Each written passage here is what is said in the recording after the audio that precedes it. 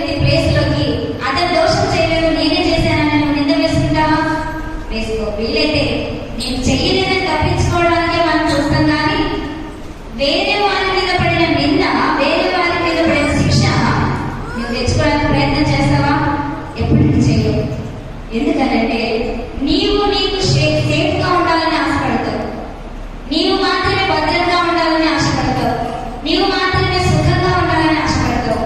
మరి దేవుడు కూడా అనుకోవచ్చు కదండి, యేసుక్రీస్తు ప్రభు కూడా అనుకోవచ్చు కదా, నాకేమి బాధ, నాకెందుకు ఈ కష్టం, నేను వచ్చాను, తల్లిదండ్రి మరి నన్ను పెంచుతా ఉన్నారు, సుఖంగా సౌఖ్యంగా నేను జీవించి ఏదో నా కాలం కొద్దీ నేను వెళ్ళిపోవచ్చు అనుకోవచ్చు.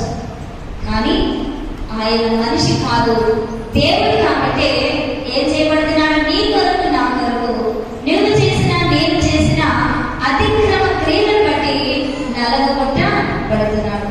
మరి నీవు నలగొట్టబడుతున్నావా? ఒక గంట సేపు ప్రార్థన చేయాలంటే మన శరీరం మనకు సహకరించదు. ఒక 2 గంటల సేపు దేవుని మందిరానికి రావాలి అంటే ఊపి కొట్టదు.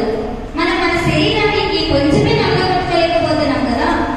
దేవుడి శ్రమలలో మనం ఎలా పాల్గొవలమైతామండి? క్రీస్తు శ్రమలతో ఎలా నీవు నడుస్తావు? నడవలేనప్పుడు నువ్వు ఎలా వారసురాలుగా మారుతావు? దేవుడు అంటున్నాడు, నీవు క్రీస్తు తోడి శ్రమలలో నువ్వు పాలుభాగస్తుడు అయితే నీవు వారసురాలుగా పిలువ.